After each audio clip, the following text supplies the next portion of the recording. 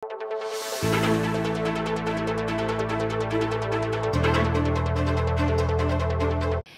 epektibo na po niting January 1, 2024 ang Lifeline Rate Program para kareng pantawid Pamilyang Pilipino Program o 4-piece beneficiaries ang pampakalulong electricity consumers.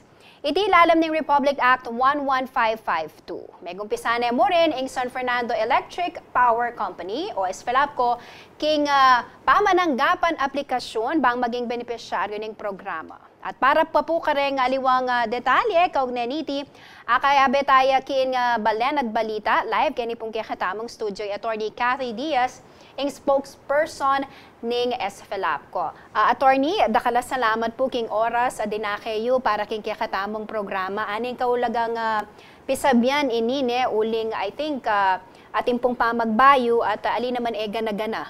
I think ela pa aware ne kani pong pamagbayo ngayon niya naman pisabyan tayo po ining Lifeline Rate Program. Nano ya po wari ining Lifeline Rate Program ini? Thank you po. Dakal pong salamat Ma'am Jen and Maya pabayangi po kareng kay katang kabalen at kareng kay katamong taga-subaybay ngeni pong kay katamong programa. At dakal pong salamat yang plataporma ngayon na binyayo po para kay kami para ayanunsyo at makapagkikayat kami po kareng consumer ng SFELAPCO para makapag-avail po ng Lifeline Rate. Kareta pong kwalipikadong consumer.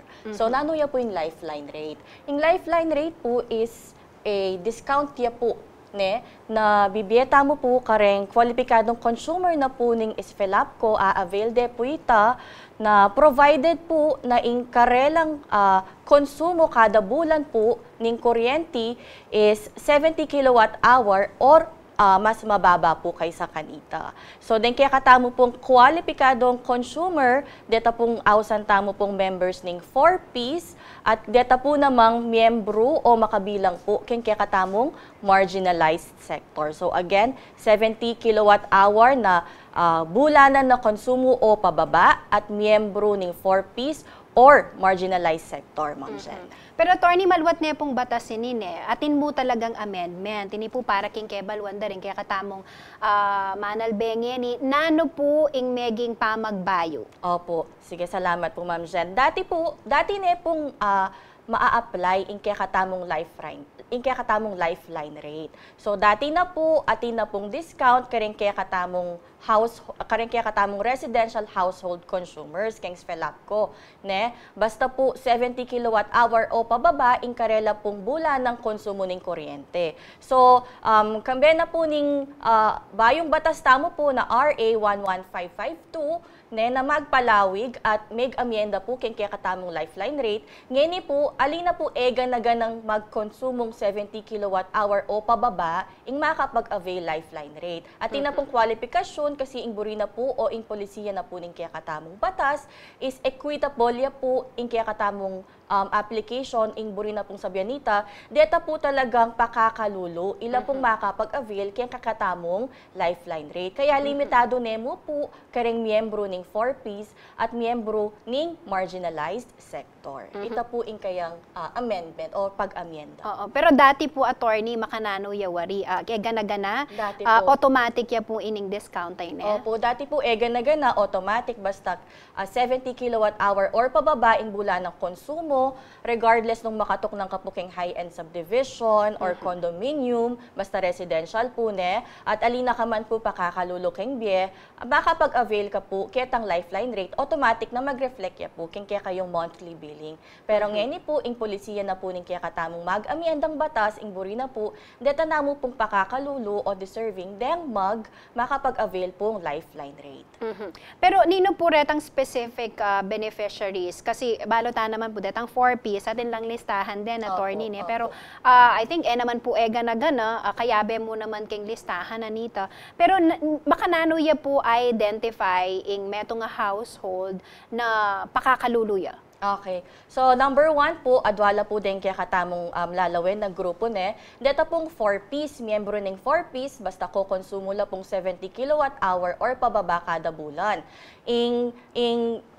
Baluta mo po, nung miyembro kayo ng 4-piece, atin niya pong bibye na listahan ng kaya katamong DSWD ken ERC at ing ERC ya pong mamye kareng DUs or Distribution Utilities Company or Cooperative and keni pong kaya kataming SFELAPCO at tamo pong listahan. Okay? So for as long as membro kayo po ning 4Ps at kayo po kitang listahan at data pong requirements asa bityula po makapag-avail kayo po. Ngeni po kareta naman pong marginalized sector nepo na ali po miyembro ning 4Ps pero pakakalulula rin naman po at ingkarelang konsumong kuryente kada bulan 70 kilowatt-hour or pababa po kada bulan, ing patunay po na miyembro la po ning marginalized sector, ing kailangan tamo po is certification or certification mula po king Social Welfare Development Office ng kaya katamong munisipyo, mapakeng San Fernando o piling lugar po kaya Florida Blanca, na ing kaya katamo pong family income is below poverty threshold ya po. Ing kaya katamo pong PSA or Philippine Statistics Authority, ing magtakda po kaya pong poverty threshold tamo po ng family income. So nung ating kayo pong makanitang sertifikasyon na below poverty threshold ya po, ing kaya kayong family income, kaya be kayo po, ketang marginalized sector na babanggitan na po ng kaya katamong mag-amyendang batas, kayang lifeline rate. Attorney, dati sabi niyo po automatic yan pero ngayon karempong amendments milyari, makanano po, kailangan na bang mag-apply o reta po, kasi tina kayo po existing beneficiaries kay SFELAPCO, makanano, tuloy-tuloy mo po ba ita o atin na pong kailangan gawan? Tuloy-tuloy po kanita hanggang po ngayong January 2024, ing kinakailangan ing re-require na po ning batas kaya katamo is makapag-avail tamo mong lifeline rate nung mag-apply tamo at ma-approve ya po ing kaya katamong application. So para makapag-apply tamo po, number 1, atin tamo pong application form na i-accomplish kaya katamo pong tanggapan no opisina po keng SFELAPCO. Number 2, nung miyembro kayo po ning 4Ps, pakidala po ing kaya kayong 4Ps ID. Nung may bating ya po, magdala kayo pong valid government issued ID na magpatunay na ikayo po itang makalista na miyembro na po ning 4Ps.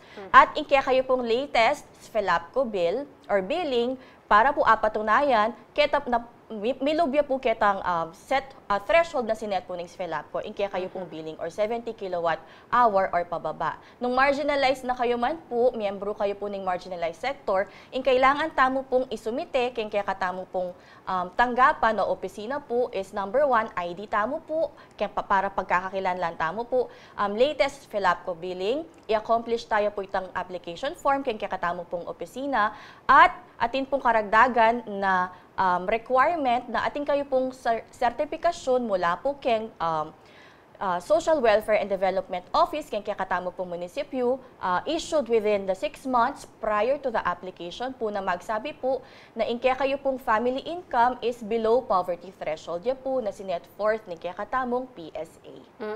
Sana po listado reta ni attorney pero balo ko po very proactive yung SFELAPCO para po karetang kompletong listahan. I think ating kayo pong social media platform bang kanita akit dala retang listahan. Yes po. Kaya katamo pong Facebook account SFELAPCO po, available na po at sula po ka rin ding egay-nagay ng kailanganan tamo po na impormasyon para makapag-apply tamo po at sula po ka rin makalistala po rin kaya katamong requirements para makapag-apply tamo po ka rin kaya katamong kwalipikadong consumer kaya po kaya katamong lifeline rate o kaya katamo pong discount. Kasi attorney po, dakal mabigla mo naman karetang dating makatanggap lang discount pero uling po automatic. Yes, at deta pong may kapag-apply mo naman kailangan pong gawan kaya nila pong mag-apply. Pero ini pong validity period na attorney, tinya pong pamagbayo keng dati, makanano ya po yung validity period na nining lifeline ini? Ing batas tamo po ing RA 11552, ing validity ni for effectivity na po is until 2051.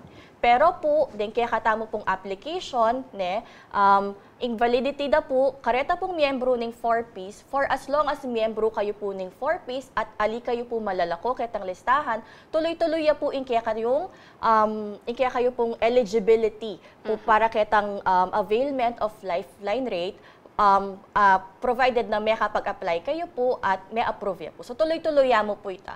Para naman po karing miyembro na rin kaya katamo pong marginalized sector, ita pong kaya katamong application good for 3 years ya po from the date of application. And 2 months prior to the expiration na po nitong 3-year period na ita, kailangan tamo pong mag-renew. Kasi baka may bayo na po yung estado ng kaya katamong biye at may kaluwag-luwag ta na po. Alita na po malyaring maka-avail, kaya pong kaya katamong lifeline rate.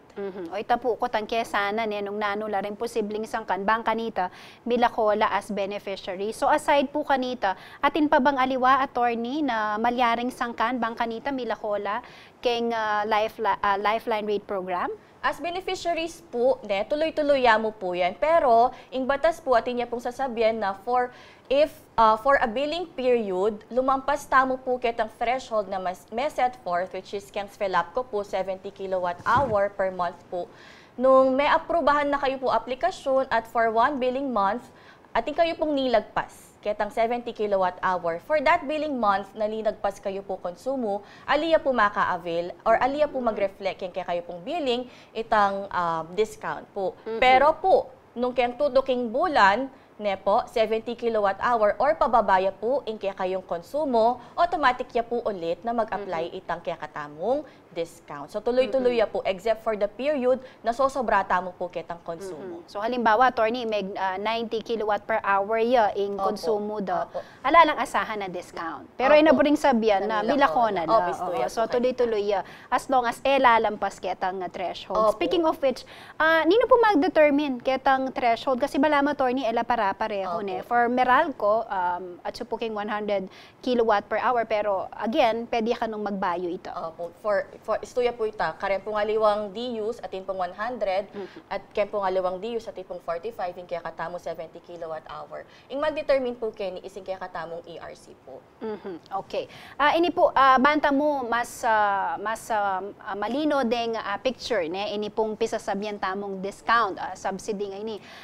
Ita pong 70 kilowatt per hour nung pong lawende king karelang billing statement, magkano ya po arit ang pisasabyan tamong discount ay in discount po kada lalatiya po in kaya katamong konsumo daragul ya po in kaya katamong discount. So graduated ya po. Pero as for kaya katamo po nepo in kaya kamalati mo na discount na pwede tang i-avail or in at minimum na discount is at po kay 35% na 35% ya po. So tatas ya po ita kabang lalati ya po in kaya katamong konsumo. 35% ning kabuang bill makantay ta attorney. Pero nanda po retang usually rates kasi dakala rin nakakitala king listahan na didinandang discount o saup ning gobyerno. In kabuang billing na po ni kaya katamo okay. Ito po makatanggap pong discount po magbase tamo po ka rin tapos kada bababaya po yung konsumo tamo tatasya po itang kaya katamong discount. So lalati-lalatiya po in kada bababayan konsumo lalatiya po yung babayaran tamo kuryente po. Oo. Attorney karen pong mangotang no karen niya po akit itang keng resibo no karen niya bandang party akit itang discount api sasabihan tamo bang kanita po check da nung talagang may bibiyaya itang discount para karela. Kung sa'yo po mag-reflect basta mag-apply kayo po at may aprobahan niya po, akit niya po lifeline rate. Ita pong lifeline rate, apin po itang diskwento. Alright. Bilang panauli na mo po ating kayo pa pong buring iapse, mensahe, lalo na po kareng consumers tamo po king SFELAP ko, kaugne na po nining bayong amendment king batasay ni. Opo. Para po kaya kayong kutang o nung naman pong impormasyon yung kailangan niyo pong abalo tungkol kaya katamo pong lifeline rate application or program, ating kami pong incomplete guide mi po is available ya po kaya kaming Facebook page at ating kami pong numero. May launch ya po ing FELAP ko na text line na pwede yung pong ausan. Po. Malyari lang mo pong malyari pong i-text pala. Malyari lang pong i-text pero alila po malyaring ausan. Po kaya kaming numero at sula po kaya kaming Facebook account nung ating kayo pong ikutang or buri pa pong abalo tungkol kang lifeline rate, malyari kayo pong mag-text kareng numbers po na makapaskil po keng kaya katamong Facebook account. Yan, very proactive ya po yung SFELAP ko, ne, attorney. I think kaliwa mo po ini guesting you, pero ating kayo pa po bang plano, bang kanita, aside from Facebook page, mas reach sila po rin kaya katamong consumers keng SFELAP ko, lalo na retang qualified magbenepisyo kaya pong lifeline rate program ay ni. Opo, bukod po kaya kami pong media campaign, kaya kaming social media campaign, dakal kaya pa po paplanuhan kaya grassroots level para apabalo mo po at makapaghikayat kami pong dakal pong consumer, kwalipikadong consumer ng SFELAP ko para makapag-avail pong lifeline discount. Mag-anunsyo kami po, karen pong kaya kaming proactive na